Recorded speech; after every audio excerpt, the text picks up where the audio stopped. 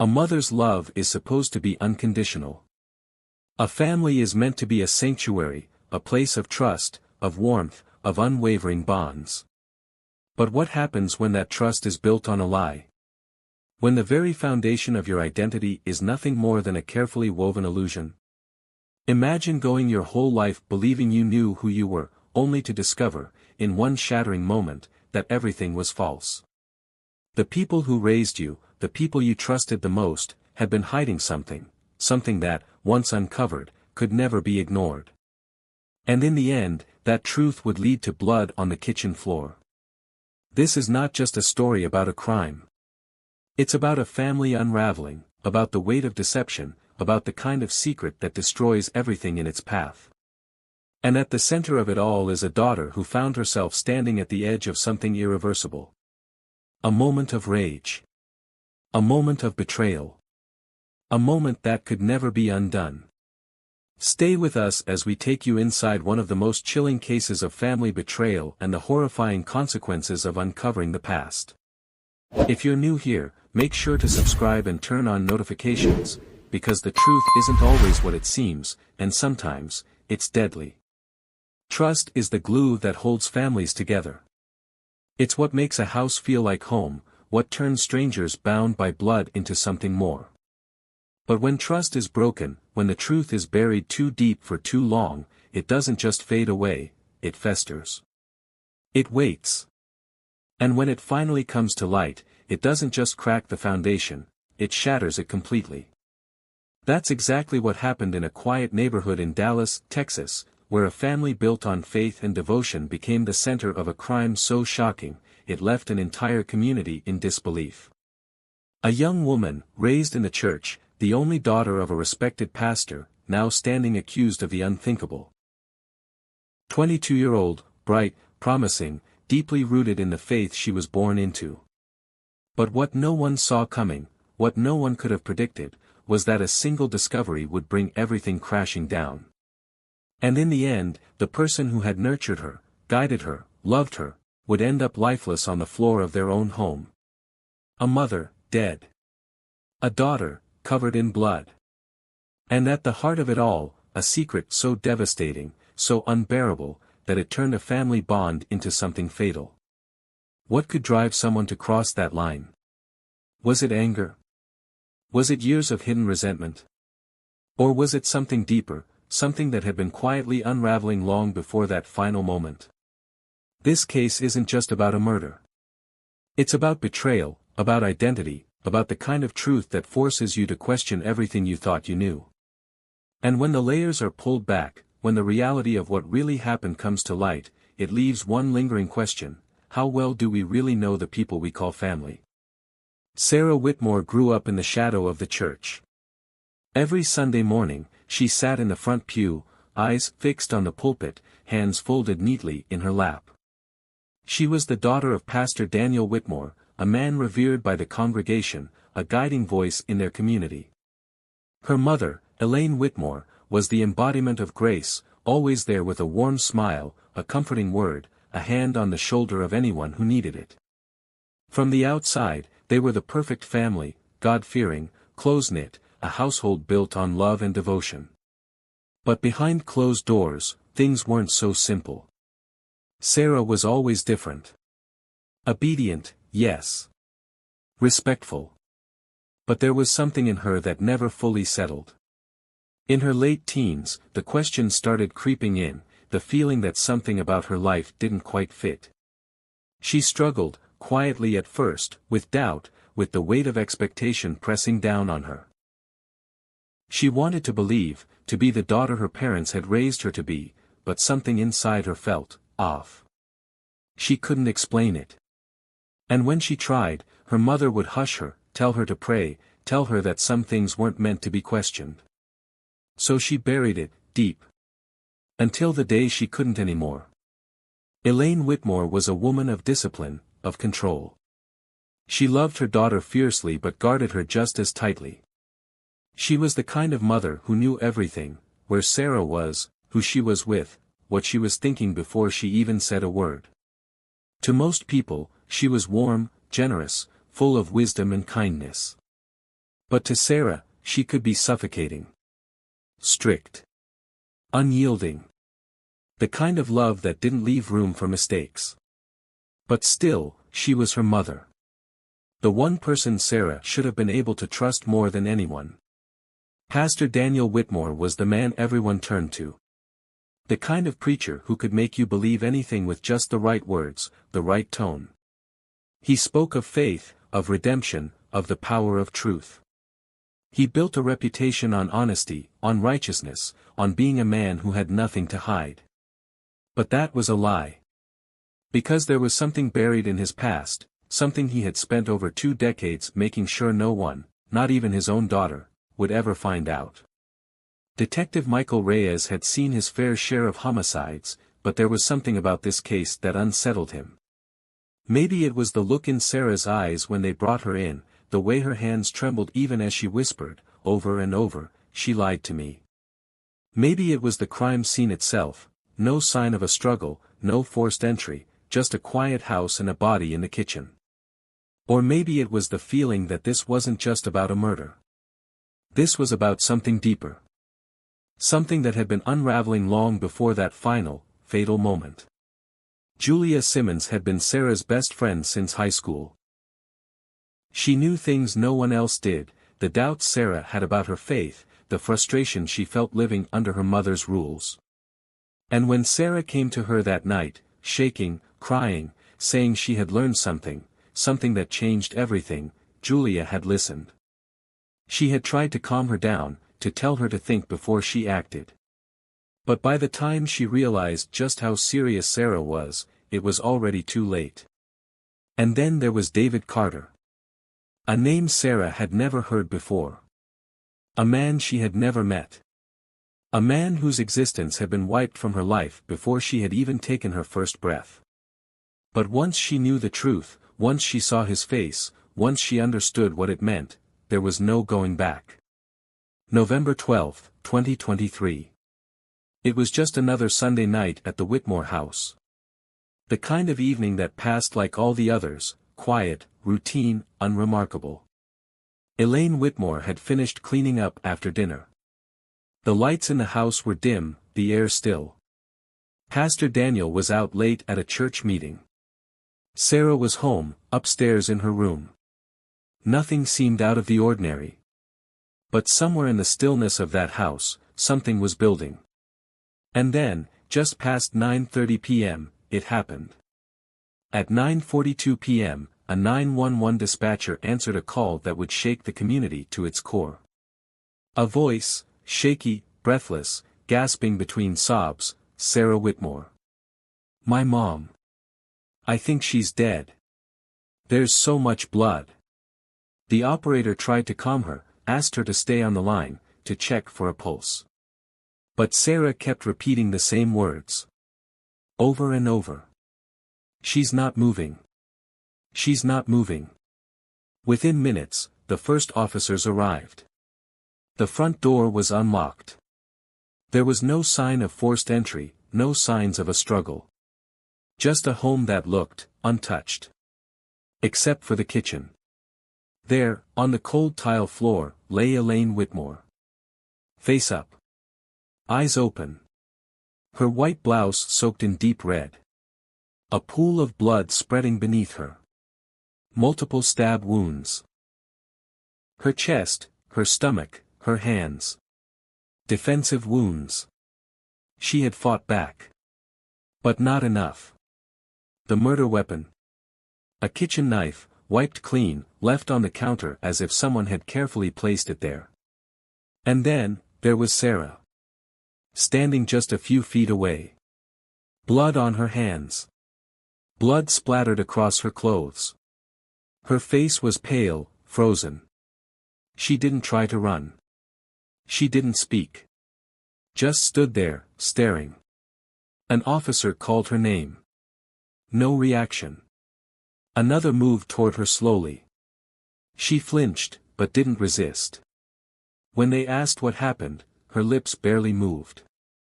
"She lied to me." That's all she said. Over and over again. "She lied to me. At first, detectives didn't know what to make of it. A robbery gone wrong? Unlikely. Nothing in the house was disturbed. The doors were locked from the inside. The only fingerprints on the knife belonged to Sarah. But why? Why would a 22-year-old woman with no history of violence, raised in a God-fearing home, suddenly turn on the mother who had raised her? It didn't make sense. Until they started digging deeper. Friends told police that Sarah hadn't been herself for weeks. Restless. Withdrawn. Distracted during Bible study. Short-tempered at home. Something was eating away at her. Julia Simmons, her best friend, told detectives about a night not long before the murder. How Sarah had shown up at her apartment, shaking, pale, eyes wild with fear. How she had said, "I know something I was never supposed to know." But when Julia pressed her, Sarah wouldn't explain. She just kept whispering, "It's all a lie. My whole life. A lie." Sarah's behavior had changed, but no one had expected this. Not her church friends. Not her father. And certainly not Elaine. But something had snapped that night. Something had pushed her past the point of no return. And as the detectives would soon uncover, it all came down to one thing, a name Sarah had never heard before. A name that had been kept from her for 22 years. A name that turned love into rage, obedience into betrayal, and faith into something much darker. The investigation started with the obvious. A mother stabbed to death. A daughter covered in blood.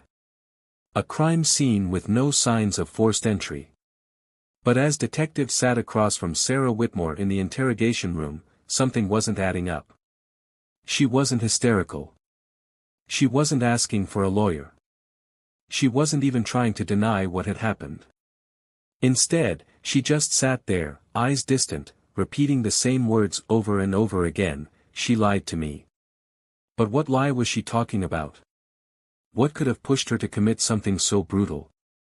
Detective Michael Reyes had been on the force for over 2 decades, seen every kind of crime, every kind of motive.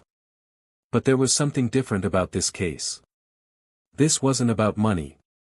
This wasn't about revenge. This wasn't even about anger in the way most people understood it. It was something deeper. More psychological. Something that had been building inside Sarah for a long time. And as they started looking into her past, the cracks in the perfect Whitmore family image started to show. Sarah had been seeing a therapist for months. It wasn't public knowledge, not even within the church community. Pastor Daniel and Elaine had been careful to keep it private. Mental health wasn't something openly discussed in their circles. But Sarah had been struggling. Panic attacks. Sudden mood swings. Violent nightmares. Episodes where she couldn't breathe, couldn't think. Her therapist described her as a young woman trapped between 2 versions of herself, the obedient pastor's daughter everyone expected her to be, and something else. Something buried. Something that had started creeping to the surface. And then, there was the DNA test. A simple curiosity. Something Sarah had ordered online like thousands of other people. She hadn't been looking for anything. Just a fun way to learn about her ancestry. But the results shattered everything. The man she had called Dad her whole life, Pastor Daniel Whitmore, was not her biological father. The last name she had carried, the faith she had built her entire identity around, it was all based on a lie. The DNA led her to a name she had never seen before. David Simmons. A man she had no memory of. A man who had been in and out of prison for years. And when she started searching, the truth was worse than she could have ever imagined. David Simmons wasn't just any man. He was a convicted sex offender. A name buried deep in the system. Assault charges. Child endangerment. Multiple arrests. And yet, somehow, this was the man who had fathered her. Sarah hadn't wanted to believe it. At first, she thought it had to be a mistake. A lab error. Something. Anything. But the deeper she dug, the more the pieces started fitting together. And then, she found something else, old letters. Hidden in the back of her mother's closet. Letters between Elaine and David, spanning over 2 decades. Some pleading. Some angry. Some filled with guilt. And one final letter, just months before the murder, where David demanded to see Sarah. He had known all along. And so had Elaine. Sarah couldn't contain it any longer. The night before the murder, she confronted her mother. Neighbors later reported hearing shouting from inside the Whitmore home. Witnesses recalled Sarah's voice, loud, broken, furious. "You lied to me. My whole life is a lie." Elaine was heard crying. Begging Sarah to understand. But Sarah didn't want to hear it. She stormed out of the house. And the next night, Elaine Whitmore was dead. Detectives had seen cases of family secrets leading to violence before. But this? This was different. This wasn't just a crime of passion. This was the unraveling of an entire identity. The breaking of a foundation so deeply ingrained that when it cracked, the only thing left was rage. But the biggest question still remained. Had Sarah planned to kill her mother? Or had something snapped in the moment? Was this a cold, calculated murder? Or was it the result of years of emotional suppression finally reaching a breaking point? The courtroom was packed. Reporters, church members, former friends, everyone wanted to see how the justice system would handle the case of Sarah Whitmore. The once devout pastor's daughter now stood accused of murdering her own mother. The prosecution painted a chilling picture, a young woman who, upon discovering a dark secret, carefully planned the ultimate act of revenge. The defense, on the other hand, argued that Sarah had suffered a complete psychological breakdown, driven to the edge by betrayal, fear, and an identity crisis so severe that she could no longer tell right from wrong. Sarah pleaded not guilty by reason of temporary insanity. Her attorneys presented evidence of her deteriorating mental health, testimonies from her therapist, journal entries filled with confusion and rage, notes that spoke of feeling like a stranger in her own skin. They brought in psychologists who explained how childhood trauma, even if buried, could erupt with devastating consequences when triggered. The discovery of David Simmons wasn't just shocking, it was destabilizing. It shattered her sense of self, her trust in her mother, her faith in the world around her.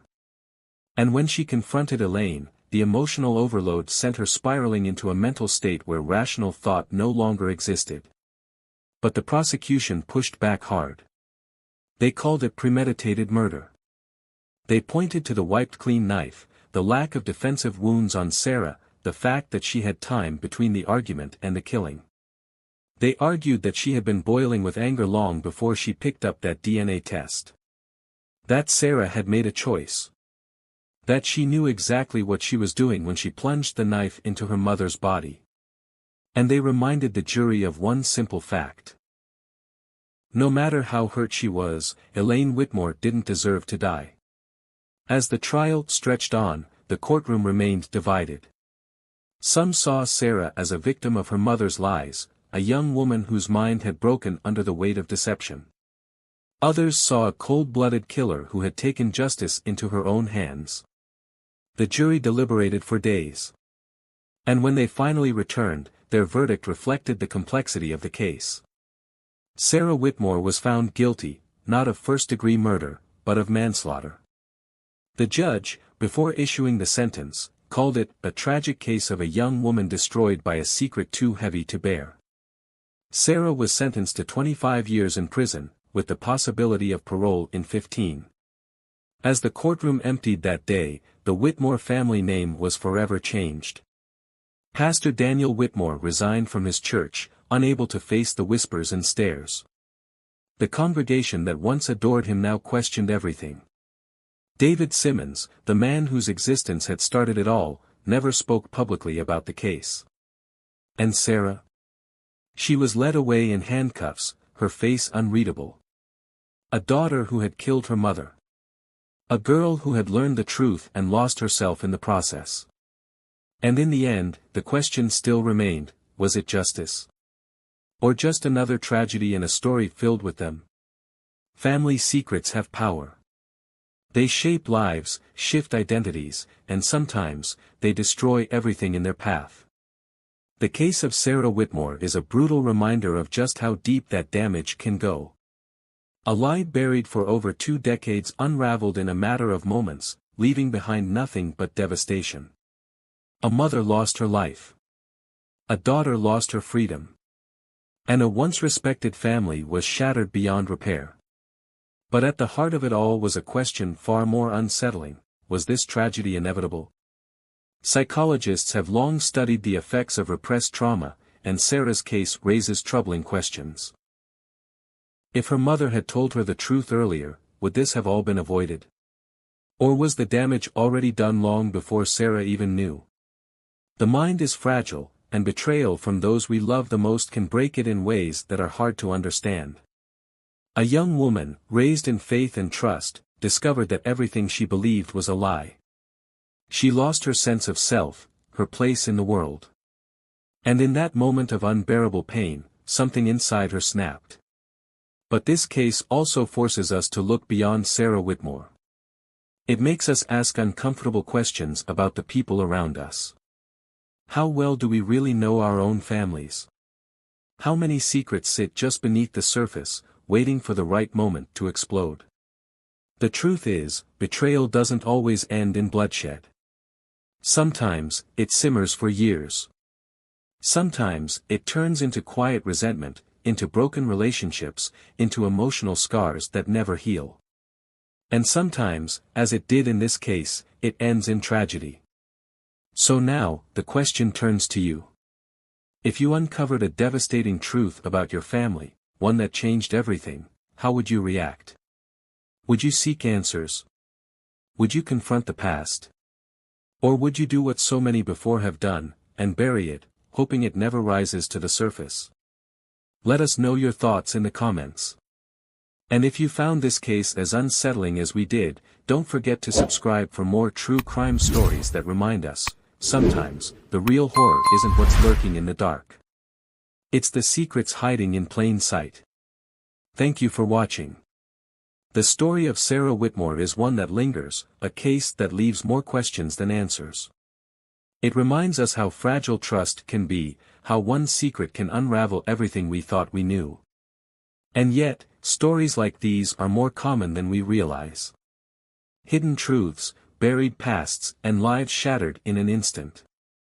It makes you wonder, how many more are out there, just waiting to be uncovered? Next time, we bring you another chilling case of deception and murder, a story just as haunting, just as unthinkable. You won't want to miss it. Make sure to like, subscribe, and turn on notifications so you never miss a true crime story that might just change the way you see the world around you.